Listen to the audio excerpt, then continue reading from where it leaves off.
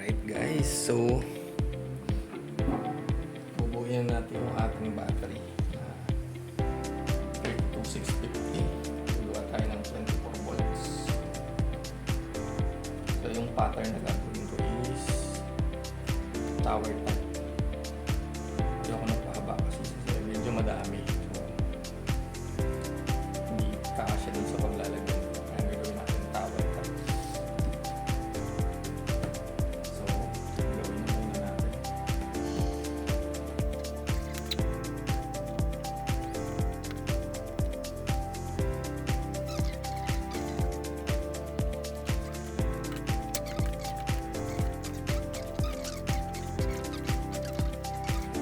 Gusto natin siya. Kailangan natin ng 8 para mabuo natin yung 24 volts.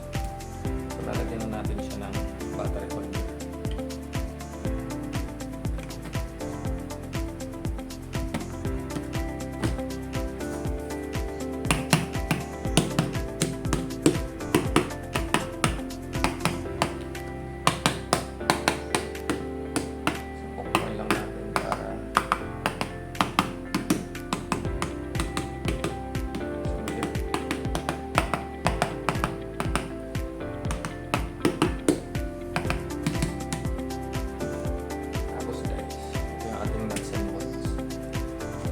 Lagyan natin siya ng washer.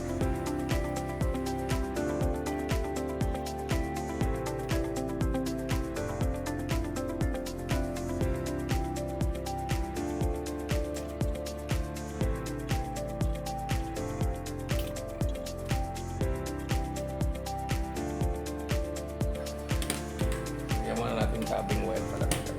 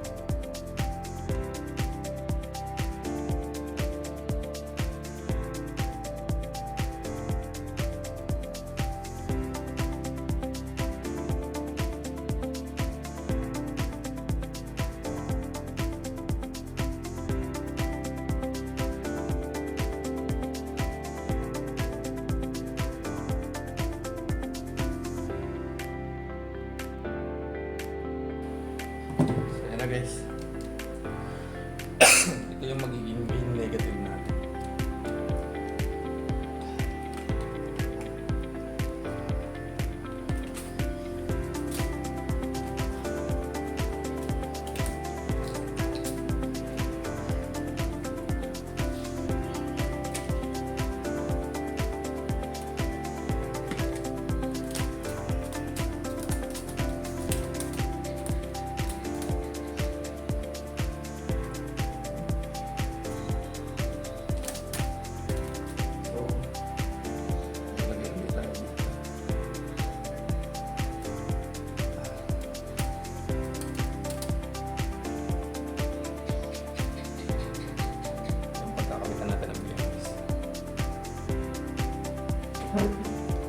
So, patong po tayo.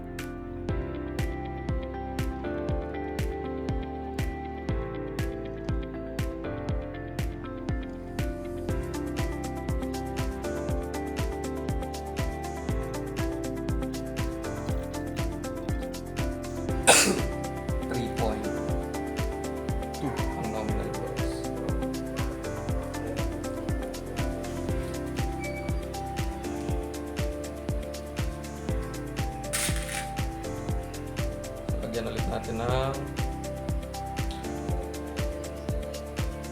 spacer at washer.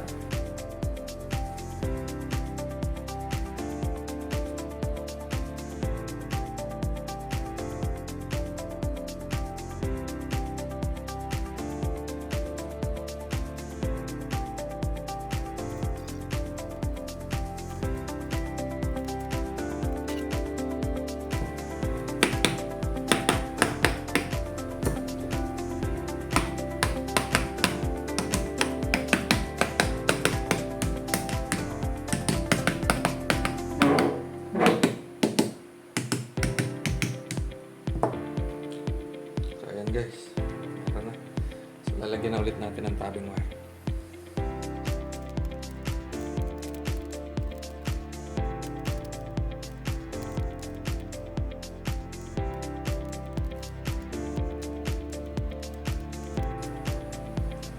So, okay na. Lalagyan ulit natin ng battery holder. So, ganun ulit. Lalagyan ulit natin ng battery. Pero ang ilalagay na natin itong 5 milliamps. Ayan.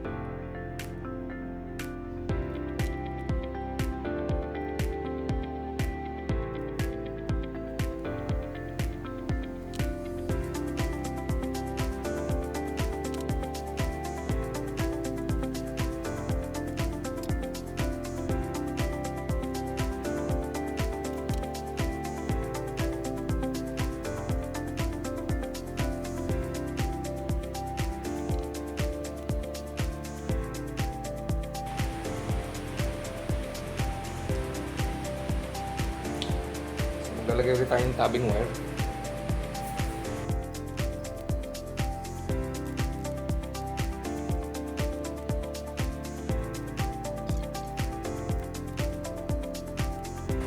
So, maglalagay ulit tayo ng battery holder. So, ganun ulit gagawin natin guys. Magpapatong ulit tayo.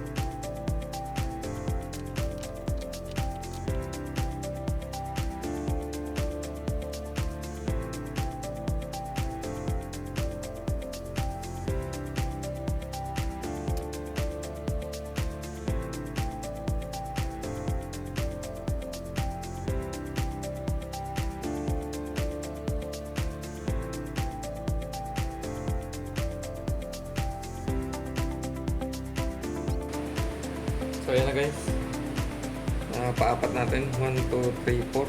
So technically apat na mga series, 12 volts na yan. So 4 more to go para maging 24 volts.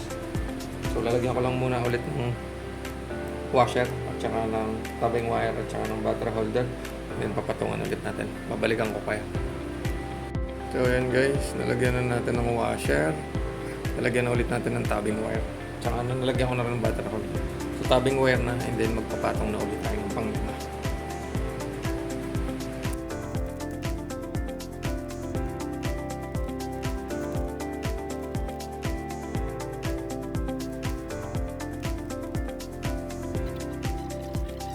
Ito na guys. Pang 1, 2, 3, 4. Pang 5 na natin. So nalagyan ko na ng mga washer. So lalagyan ko na lang ulit ng battery holder at saka tabbing wire ulit, and then papatungan ulit natin. So ilan na lang, 3 pa para mabuo natin yung 24 volts. So balikan ko kayo guys. Na guys, nabuo na natin yung pang 6. So dalawang patong pa para maka 24 volts tayo. Marami. Yun na lang yung battery natin nasa tunggana. So konting tiis na lang, matatapos na natin. So lagyan ko na lang ulit ng washer sa ibabaw, tapos battery holder, tapos tabbing wire, and then patong ulit. Tapos balikan ko kayo ulit sa update paano na itsura. So medyo mataas na, mabigat, sobrang bigat. So ayan, sige, balikan ko kayo. So guys, ito na. So nalagyan natin yung pump ito.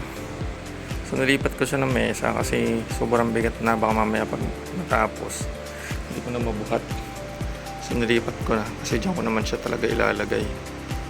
So tatapusin lang natin kakunti na. Lagyan ko na lang ulit ng washer, towing wire, tsaka battery holder, and then ayusin ko na siya dyan sa mesa na yan. Tapos lalagay ko siya dun sa sulok katabi ng isang battery na yan. So ayan, balikan ko kayo. Ang bigat, sobra. So ito na siya guys. Nakabit na natin yung pang 8. So 24 volts yan. So lalagyan na lang natin to ng washer, tabbing wire, at saka nung nuts, and then i-test natin kung anong voltage, kung tama yung ginawa natin. So dapat lalabas dyan nasa 24 above voltage. So may charge kasi siya, so hindi ko computed. 3.3 bawat lahat yan nung inassemble ko. So maybe around 26 volts something. Yeah, so let's check na lang. Kakabit ko lang muna, and then babalikan ko kayo. Inhiga ko na rin siya kasi mahirap na pag nakatayo, sobrang taas na. So na halos baba ako na, nakapatong sa mesa. Kaya inhiga ko na para hindi din sobrang bigat. Nung ihiga ko, grabe, sobrang bigat. Mabigat tong battery na to. So sige, balikan ko kayo. Ayusin lang natin muna to. Ito na guys. So nabuo na natin yung ating 24 volts 240 AH. Grabe, ang tagal ko bago nabuo. Ang sakit ng daliri ito. Pero worth it. So ganyan siya kalaki. So sakto pa rin pala siya sa mesa. Sobra pa. So check natin yung voltage. Tingnan natin kung tama yung ginawa natin. So ito na guys. So check muna natin yung voltage per cell. Cell 1, cell 2, cell 3, and so on. Tingnan natin yung voltage niya. So check natin cell 1. Ayan. So 3.306. Cell 2 hindi kita. 3.305. Cell 3 3.307. Cell 4 3.307 din. Cell 5 3.306. Cell 6 3.303. Cell 7 3.304. Last cell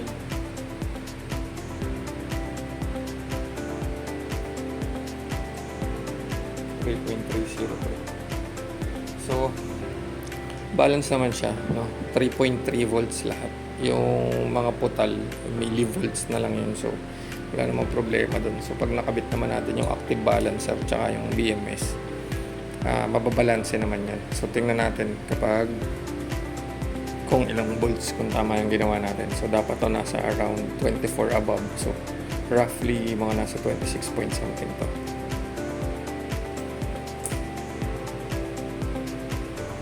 Yan. Meron tayong 26.42. So tama yung ginawa natin guys.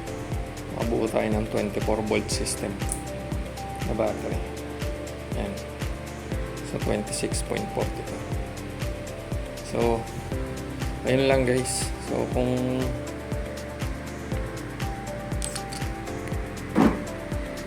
natuwa kayo sa pagbuo ng gantong battery at na-inspire, so kaya nyo din yan. Makakagawa din kayo yan. So DIY lang yan guys. First time lang natin ginawa yan. So yun lang. Salamat.